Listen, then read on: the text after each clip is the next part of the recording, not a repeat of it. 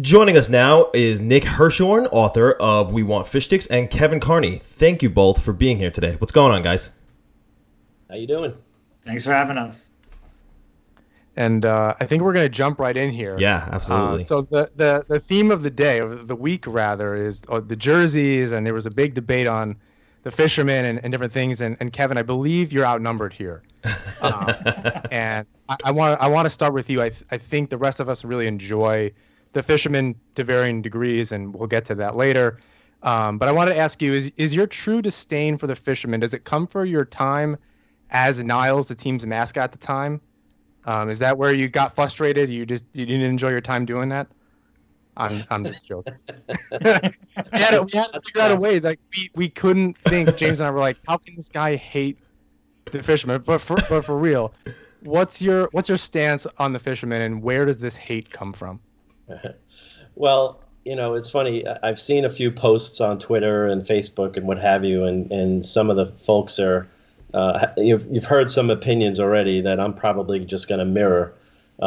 And my hatred for the fisherman jersey or the logo has nothing to do with the team losing or the fact that Mike Milbury was at the helm. The fact of the matter is that we woke up one day and our classic logo that we celebrated, we were the best at the top of the league for years, and that logo was gone. This was no third jersey. There was no coming back, to the old classic logo. They took all the old logos off the side of the building. I mean, it was a complete rebranding, and that was hard to swallow. That was the toughest part of it, right? Yeah, of course, the team was losing, and we were the laughing stock of the league, and sitting in Nassau Coliseum listening to the Ranger fans chant "We want fish sticks" as they thrashed us. It was the worst feeling in the world. So that's pretty much where it comes from. Did the hate kind of come back? There was the warm-ups a couple of years ago. There's been merch since then. Does it kind of just irk you all the same? Like you see it and you just don't want to see it associated with your organization at all? Well, I have to admit that my stance, is kind of softened over the years. Because I mean, obviously, to the guys who kind of grew up in that era, and that was the jersey that they identified with. I understand it means a lot to you guys, right? So, I don't hate it as much as I used to because we have our logo back, right? So it's you can tell us how you really feel. We're not going to be offended. But yeah, so I mean, I don't hate it as much as I used to, but when I look at it, it just gives me the shivers. Yeah, it's definitely, the hot topic right now. So it makes me wonder, had the Islanders saw success from 1995 to 1997 when they wore the jersey, the logo was what it is. Do you believe the Fisherman logo would have been as despised as it is by some, including yourself, today? I think so because I mean we still woke up one day and our classic logo was gone. I mean it was totally unexpected, and perhaps if they had won maybe a cup or gotten really far in the playoffs, maybe that would have helped a bit because obviously we want to win, right? So I mean That's the bottom. This is why we watch the game. So yeah, I'm sure that would have kind of softened the blow a bit, but facts are facts. They sucked. They did indeed.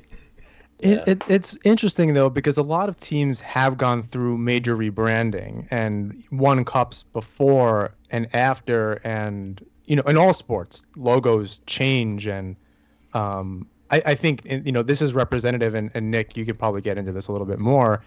The logo at the fisherman and the kind of the aquafresh little swoop there was really representative of marketing at the time. If you look back, this is the color scheme that was going on. And a lot of things changed at that time. So I don't know that it, I understand the kind of the classicness, and that might just be Long Island holding on to a thing, right? That's its pro sports team, and they don't, change is difficult, especially when it's the only thing that you're holding on to. But I think a lot like the Mighty Ducks, right? They totally, and now they're kind of going back to that. They went a step further, and we can talk about that too. But yeah, Nick, is talk about the marketing at the time and maybe how it's representative of what was going on. Sure. Well, when you look at the fisherman logo, what are some of the defining characteristics of it? Teal as a main color. That was being used in 1988 by the Charlotte Hornets. Then it's used again by the San Jose Sharks when they come into the league. Yeah, a cartoon logo, which had been very successful with the Sharks and with the Mighty Ducks, as you mentioned. Of course, the Mighty Ducks had the power of Disney promoting them and coming from a movie. But even before the Ducks played a single game, a single NHL game, they were the top selling jersey in all of the NHL. So the Islanders thinking, we don't have to win. We don't have the money to get good players. So we can just compensate for that by selling a lot of jerseys because we'll have some fun looking logo. So I think that's part of what went into it, and also which is a real marketing miss. And this goes to Kevin's point that I think they misjudged the affinity that fans had for that original logo and how much it was associated and always will be with the 4 Stanley Cups, and didn't understand that when you move definitively away from that, it's just going to be taken the wrong way, and at a time when the team had no reason to think it was going to be successful. The LA Kings rebranded when they got Wayne Gretzky, but they knew they were about to be really, really good because they just got the greatest player who ever played the sport. The Islanders didn't have that. They had just gotten Mike Milbury as their coach, and that went downhill really quick. So I think that a lot of that, and then just not doing any sort of focus groups, interviews, they just completely missed the mark there. In rolling out. And the last point there is that they thought that the Islanders fans had started to associate the original logo with the failure of the 1994 playoffs, getting swept by the Rangers, getting outscored in that series 22-3. But yes, that was an embarrassing season. The Rangers go on to win their first Stanley Cup in 54 years. We lose the chance to chant 19, whatever it was, at them. But 1940, right? We can't chant that at them anymore. But I don't think that changed the way people look at the original logo and then started saying, when I look at that, I don't think about Clark Gillies and Bobby Nystrom anymore. I just think about the fact that they lost to the Rangers. No one had that in their mind. And you go into this in your book, and it's been a while since I've read it, and I've used different quotes, and I believe you were on Puck Soup a number of years ago, and I had that interview. I think I used it in a Hockey Writers article. The marketing around the team in all the way from 0 to 100 was terrible. They didn't do. They were using. Is it Brett Lindros? Like, they didn't use Ziggy Palffy. They just refused to use this guy, who had been on the team before that. Like, people forget that he, it was a rookie in 93, 94. I think he maybe drafted in 93. Right. So they just refused to use these, the popular guys on the team. I think I had a magazine with Zdeno Chara in it when he got drafted in 97, but that was post Fisherman. That was with the Wave. Right. So that's 97, logo, 98. Yeah. With, going back to the original logo, which is a whole different set of issues, I think. But yeah, what was the reluctance to use somebody like that for people who maybe haven't read the book or don't know anything about that, and they just know this name Ziggy Palffy, as like a folklore, like some of us know the Dynasty years. Right. Well, I was kind of surprised because I read every issue of Newsday from 1995 through 1997 to see any article or ad they might have had about the Islanders. And I remember in all of the ads, and I counted them up in the exact numbers in the book, but only one of them featured Ziggy Palffy in any prominence. There were many more. The 3 figures that they always focused on, and it makes me cringe just to think about this. The first was Brett Lindros, who you brought up, right? Who they called the better Lindros at the time. Oh, gosh. We know how that turned out. There was billboards, right? There was like a billboard of Brett Lindros. Am I remembering that correctly? Well, I know that Maloney, the general manager, actually said we drafted the better Lindros, and that, he's right now he's kind of a bruiser, but we know he's going to score a lot of goals. So we want to, all of this sort of hype that they were building around him. And he was the only player that they even tried to promote. So it was Lindros, it was Mike Milbury is our brand new coach, and then eventually became the general manager. And then it was John Spano, who became the owner of the team briefly, and obviously was a con artist. And ended up in this embarrassing fashion, having to give up ownership, end up in jail. So those are the three figures, Lindros, Milbury, and Spano, who they put at the center of the rebranding. And why not Ziggy Palffy? I'm not quite sure, because it seemed like he obviously was scoring a ton of goals. He had the long flowing hair. He was a dynamic player on and off the ice. People just seemed to think he had a charismatic personality. There was some discussion of, well, Ziggy sometimes didn't really turn it on, and he could kind of, if he wanted to just say, we're going to lose this game anyway, maybe he would just not go full force, and maybe they didn't find him to be a true leader, and like a captain material. But I also feel like, okay, he could not be your captain, but he could still be the guy that you market as a very exciting player to come out to see Ziggy Palffy score 40 goals this season. So I don't get that. So, Kevin, during this time, were you going to games? Were you still enjoying the team? You were watching games and being involved, or were you like, oh my God, this is just going to get so much worse? No, I actually went to games quite often. As a matter of fact, I lived in New Jersey at the time, and I had a weekend ticket package plan, and I would drive up for the games Friday night, Saturday night, Sunday. So I would drive 2 hours to go to the games, and sometimes it was longer than that because the traffic on the Belt Parkway was nuts. But yeah, so I was going to games as probably more often than I ever did. The team was, for as bad as they were, for whatever reason, you guys have been to the games and you know how the fans are. And it seems like no matter how bad the Islanders are and how sparse the crowd is, we still love the team. So I love that team. Regardless of what the jersey looked like, I was still very much a fan. It's weird. I don't remember. I remember being at games, but I don't remember and there not being very many fans there. But I don't remember. I know it had to have been around the time of the Fisherman, but I don't remember the visuals. I have all the paraphernalia, my original stuff. I still have some posters with well, what's interesting, Nick too. I know as I'm thinking about it, I had a Generation Next poster, and it had Brian Berard, Eric Fichaud, and I can't remember the other two players. Maybe Palffy and somebody else. Might have been Bertuzzi or somebody else. Maybe it was Bertuzzi, but no Brett Lindros. But it was the kind of maybe 96, 97. Maybe they were slowly, but it was still the same color scheme and all that stuff. So it's interesting. Nick, how did you get? What was your fascination with this? How did you get into writing a 300-page book about this? Well, good question. I had grown up as an Islanders fan. I really became an Islanders fan actually a little bit later, when I was a teenager. And by that time, it was 1999. The Islanders were terrible, but at least they weren't wearing the Fisherman logo anymore. And I just saw a lot of people, though, since I guess the Fisherman logo had only been a few years prior, I saw a lot of people wearing it to games. I remember one time I went to a Modell's in Lake Success, and I saw a Wendell Clark Fisherman jersey on sale for must have been 10 or 20 bucks, no more than $20.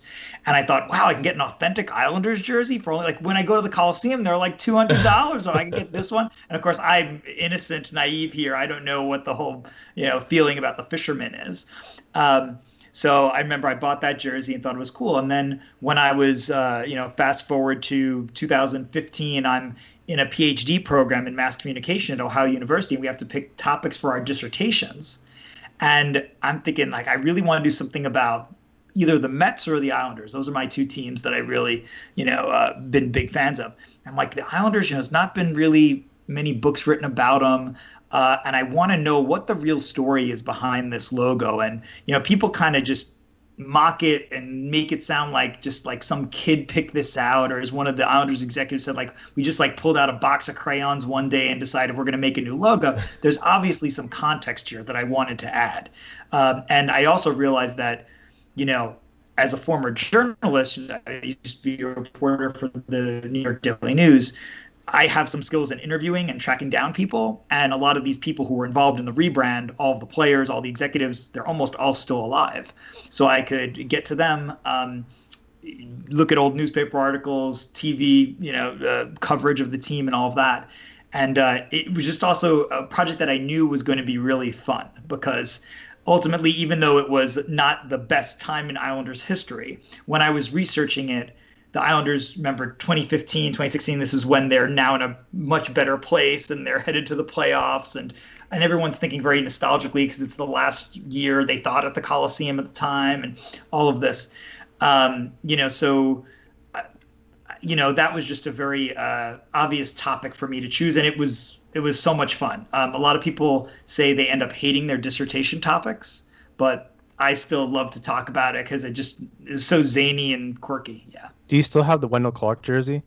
I could show it to you. It's in the other room right That's now. incredible. Those things, if it's an authentic blah blah blah thing, and it's not like a starter knockoff, which I have 2 of those. Those things are going for like $1,000 on eBay. It's incredible. It was like $10 again, no more than $20 tops. And there was a whole rack of them, and I think they only had Wendell Clark, so I don't think they had anybody else. And I didn't know who any of these guys were, so I'm like, sure, Clark, whatever. But yes, and I've worn it a few times to games. Then there was a few times like recently where I wore it to a game, like, you know what, maybe I should not be wearing this one out anymore. I'm not sure. But that's the only fisherman jersey that I have, and I would love to get an Eric Fichaud because he wrote the foreword to We Want Fish Sticks, and he was just a really cool guy to interview. So there's a few of them that now I like. After doing the interviews with them for the book, I was like, now I'm like a fan of theirs, even though I never saw them play the first time around. I'm just a fan of the way they treated me, helped me out with the book. So, Nick, in reading some of the outside opinions of those who have read your book, some have stated that, there was an opinion there that the rebrand was just to mask how bad the team was at the time. Do you stand by that opinion, or do you think there was more to it than just that one-liner? I mean, I think that was a major part of it, is that the team was not going to be successful on the ice. They had a new ownership group that had come in. John Pickett was still the owner, but he had moved to Florida and he ceded control to the Gang of Four, these small businessmen, local businessmen in Long Island. So I think that, the main goal there was, as I said before, we cannot afford facility upgrades to Nassau Coliseum. We cannot afford to get good free agents. All of the things that we need to do to be successful as a team, we can't afford. So maybe if we change up our logo and sell a bunch of jerseys, and they had these ridiculous images of like rappers on MTV wearing the fisherman jerseys, and then people across the country are buying Islanders jerseys who've never gone to an Islanders game, that was going to bring in a lot of revenue. I also do think, though, there's a part of it, and I think this is where maybe, you, James, and John kind of come in, and certainly when I talk to some of the younger fans, there was an idea of the Islanders are weighed down in a sense by their history. And I say that very cautiously.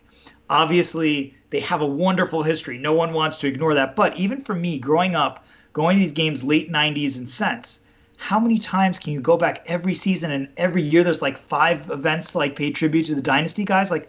I get it, but can we do something now? Did we have any other history after 1983? Or is it just stop at 83? I wasn't even born at that time. So we're just going to ignore everything that happened after that.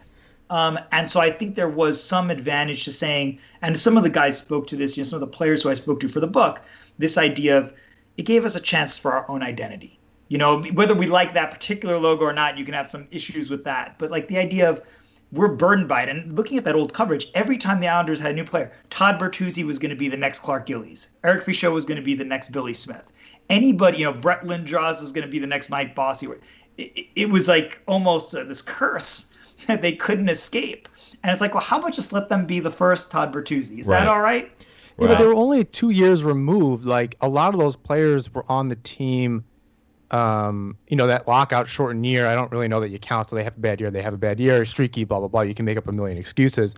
But a lot of those players were on the team that went to the Eastern Conference Final in 93. So all of a sudden it was 2 years later and they're like, we need to blow this up and do I don't understand, because you got guys like Kasparaitis, and I think even Lindros is from that era. He was drafted much earlier than that.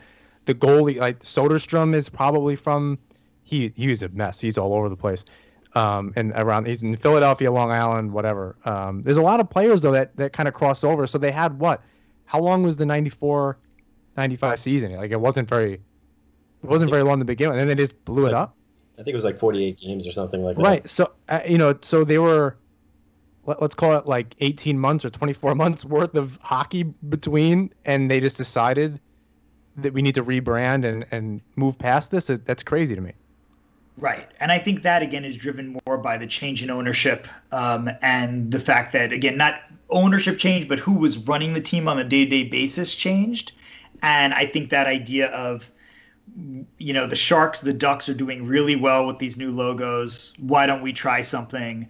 And that was because it doesn't seem to make too much sense to just go based off, because if you think back then, also, it was only a decade since they had won the last cup. That was still a much more vivid memory than it is today. So yeah, I don't understand some of that, and I think that even though this is, I guess, the conversation we're going to get into, I think now we're at a point where so much time has passed, and to keep kind of ignoring this part of our history seems just really weird to me.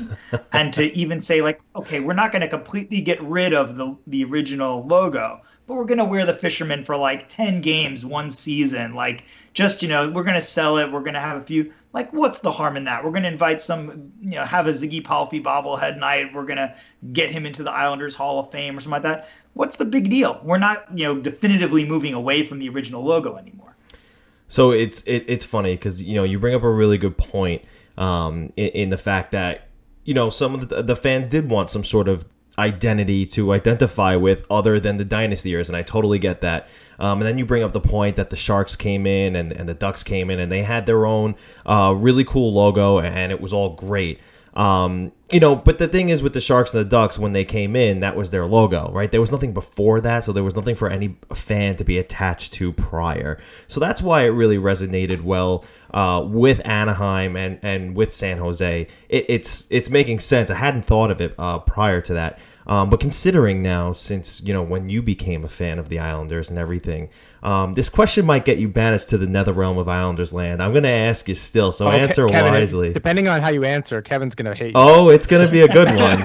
This is going to ruffle some feathers, in my opinion, so I'm looking forward to the answer here. But which logo do you prefer, the Fisherman or the Classic? Are you asking me this question? Nick, I'm asking you. No, I let's be clear. I prefer the Classic logo. Woo! They're not in the same room. Kevin didn't threaten him or anything like that. So. And I know that Kevin's in another state, so I didn't say that under threat of like he's gonna jump here, dive over here or something. But no, I mean, look, I grew up with that logo, the original logo. Again, my first season was watching them 1999 to 2000. Obviously, not a great season; they were in last place, but I still appreciate everything about that original logo. I like the island on it. I just, there's everything about it, is what I associate with the Islanders. I just also think that you can have more than one logo, more than one icon. And one of the things that does bother me a little bit about the original Islanders logo is that all it essentially is saying, like, the best we could come up with to define Long Island is, here's a map of Long Island. You could use a map of like any place and just say, like, here's the outline of where we live. That makes us so special. Yeah, well, where you live doesn't have this kind of curve to the upper side of it. Like, well, that's not like really special. So like the fact that that's the best, they kind of always bother me. And the idea of having a fisherman or some emblem, and you can argue if I know like a lot of the fans really like the lighthouse shoulder patch a lot more than we like the fisherman. And I was hoping maybe they would do that, as a secondary logo or primary logo on these retro jerseys they came out with. But yeah, I don't know. Doesn't that bother some of you guys? Like the best you come, like, when you say you're from Long Island, what do you think of? A map of Long Island. That's not really it's funny to like get you rallied around. It's funny that you say the lighthouse, because I have a pennant on my wall to my left, and none of you can see it because my camera's facing the wrong way. But it has the Islanders in the weird font that it's in. And on the goalie helmet is just the lighthouse. There's no fisherman to be found on this at all, which is, which probably means it's from like 97, 98 and not the fisherman era. But either way, and this kind of leads me to my next question for you, Kevin. How did you feel about when they, so they banished the logo, the fisherman, and they go back to the original logo, but they keep the wave Aquafresh thing. How did you feel? How did you feel, and how do you feel about that now? Well, I mean, it was still an ugly jersey with the wave in it, but I felt it was at least some sort of a compromise. I didn't particularly care for it. I actually bought one of those jerseys with that you're talking about. I bought one for my son. Um, but yeah, I mean, it was still not what we were used to seeing on the players. So it was a little odd. And one of the things I wanted to add also, well, a couple things. What you were just saying, Nick, about the lighthouse portion of the logo. I remember at the time saying, why didn't they put that like in the logo? I mean, that would have been better, I think. I mean, it looks nicer, and we can kind of identify with lighthouses. I think most Long Islanders can't identify with a bayman or a fisherman. So I know you go into that in your book, Nick. The other thing I wanted to add, some of the younger folks are can't understand how we could be so against this logo and the fishermen. Just a short time ago, when the Islanders moved to the Barclays Center, do you remember they changed the goal horn? Oh yeah. And do you remember how Twitter just absolutely erupted? Oh yeah. Yeah. That was just the goal horn. Well, you have to think too, right? If Twitter was a thing at the time in 1995, Yeah. that fisherman logo could have quickly been scrapped. So I see they where you're did coming do from. something. I mean, Nick, and you could probably speak to this. They did change the goal horn. It was ridiculous. It was. It was like an I don't MTA even bus. know what you.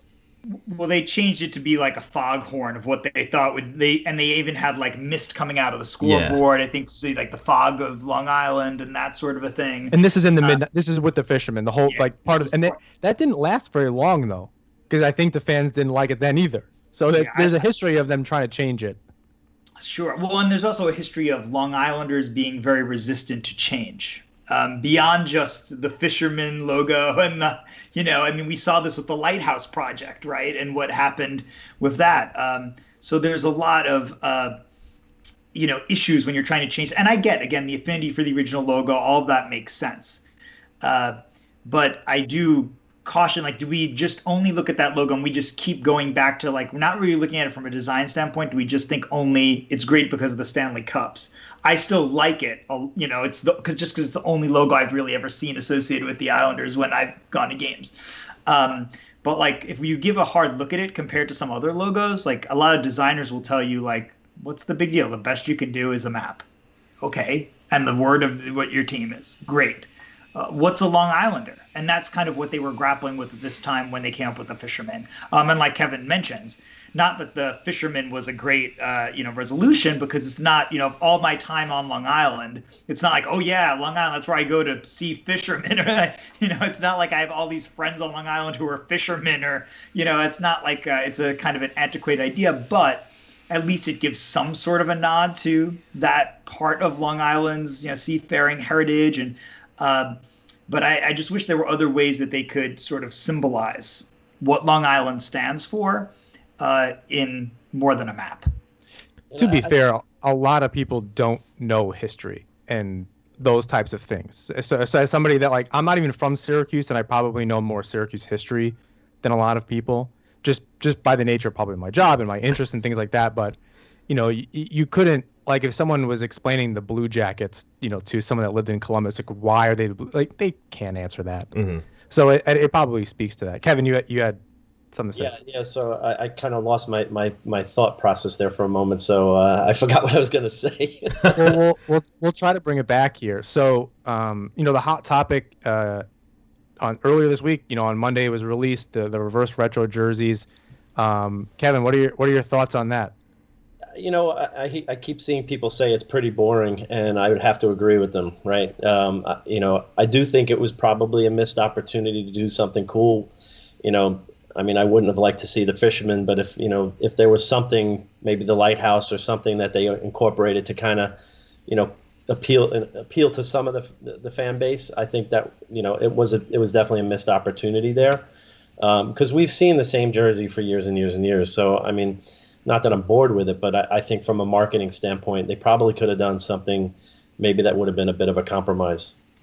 And I would have been okay with that, because we know it's not going to be permanent, right? Right. The whole logo change, and I think this is what my thought was, before I forgot it. Had they done this a little bit differently, right? Kind of polled the audience, so to speak, right?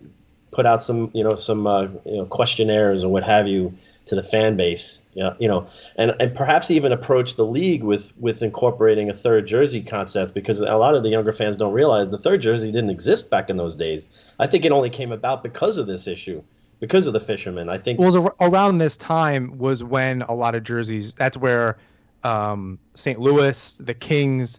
There were a lot of very, very bad jerseys that came out of this era. There's the Burger King guy in LA. There's the St. Louis jersey with, I think some players, I think Brett Hull refused to wear it, or Mike Keenan didn't want the team to wear it. There's a story there somewhere. Urban legend, yeah. It's urban legend. So there's a lot of very terrible jerseys now that are now nostalgic, that fans that maybe grew up in that era are kind of going back to. But teams were just trying to switch over, and it just didn't work.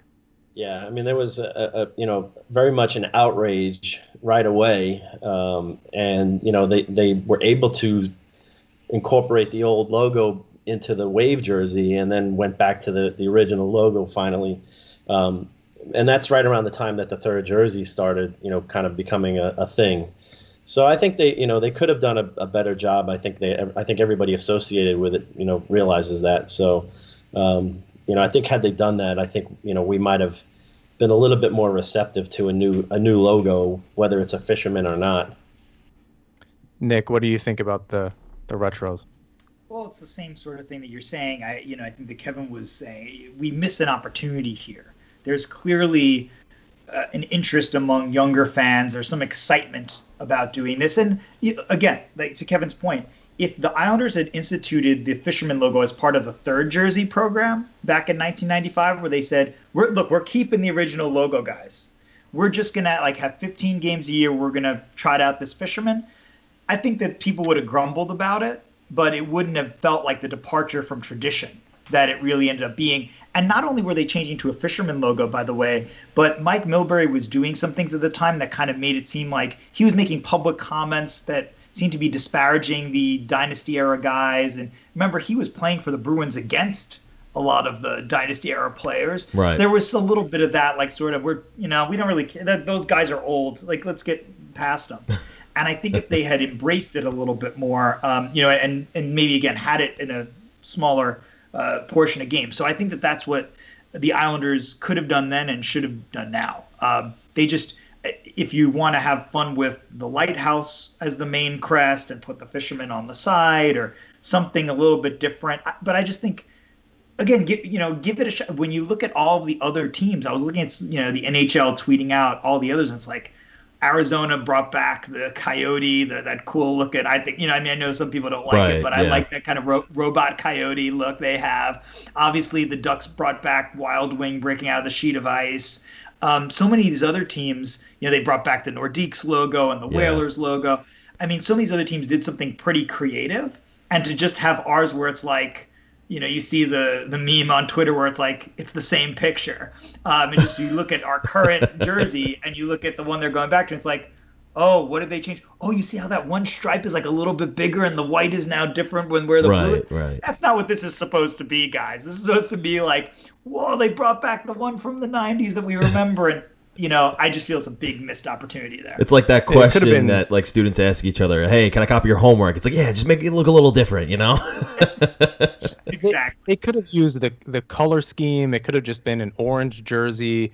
There's a lot of options that they could have kept it really simple and clean and not messed with a whole lot. Right. And I think everyone, James and I talked about this a number of times. We thought, and we won't talk too much about our own thoughts here, but we thought it was just going to be an orange jersey. We're like, that's awesome. Yeah. We're definitely here for that. Yeah. And if it was as simple as that, and they just reversed the colors, it would have been awesome. Yeah. Definitely a missed opportunity. Yeah, it's interesting, because just this morning I sent the article to John too. Mark Lazarus of the Athletic ranked all the jerseys, and just the title buried us right away. It was, from good to bad to the New York Islanders, and I was like, oh, that's it. We're getting torched right away. So it was just, and of course, it ended up being ranked 31st out of 31 jerseys. So he absolutely torched it. Everyone thinks, Lou wanted to be subdued. They don't want to be embarrassed, blah, blah, blah. And then here we are. Right. So, anyway, they tried to avoid it, and they just fell flat on their face. So it's kind of incredible. Make the point, obviously, the number one thing is whether they're winning on the ice. And so if, as people have pointed out online, if the difference is, having Lou Lamoriello and Barry Trotz and Matt Barzal and all the, positive things they have going on, a new arena going up Belmont versus if we had, other ownership, we still had Gar Snow and Doug Weight, but we got the Fisherman logo. Obviously, we're better off where we are. So no one, I don't think, is making that argument.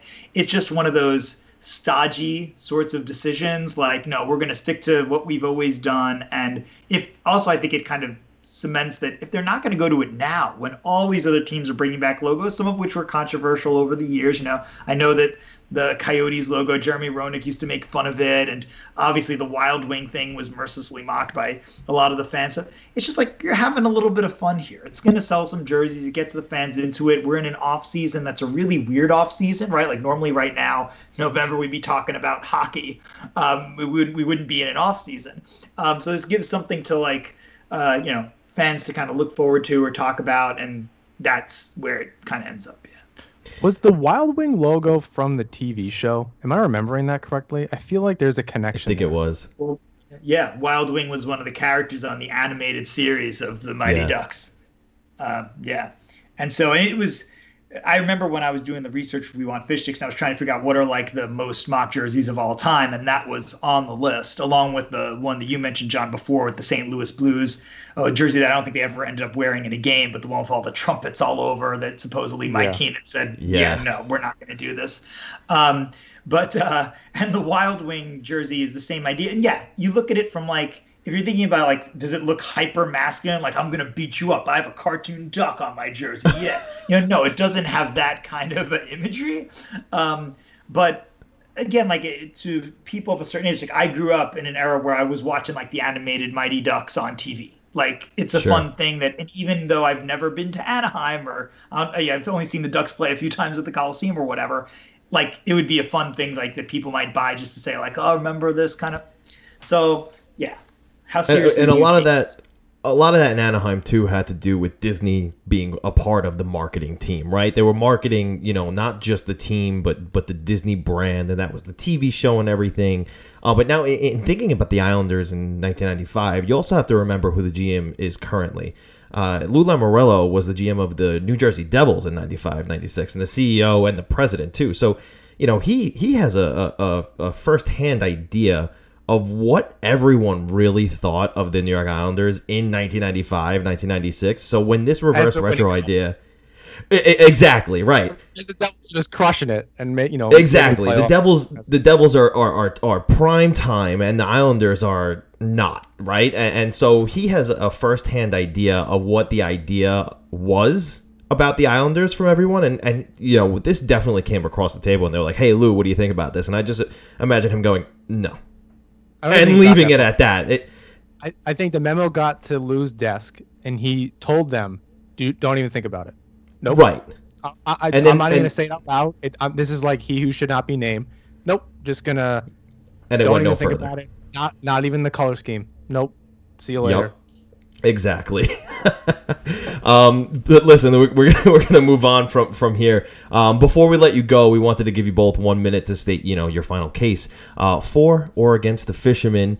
And Kevin, since you're outnumbered here, we're gonna let you go first. But before you go, I just want to say, guys, I want a clean fight. All right, everything above the belt. All right. No curse words or anything like that. Okay. So Kevin, you get the first round. Go ahead, go.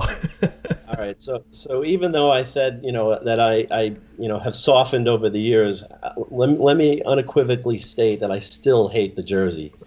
I can't stand the Fisherman. It represents more than just a bad time in our lives. It represents everything that was wrong with the Islanders back in 1995, 96. So, if they bring that back, I don't know what I'm going to do. Nick, what are your thoughts, man? Well, I'd say that there's a lot of fans, again, who grew up in the 90s who have an affinity for the logo that they saw when they were going to their very first hockey game.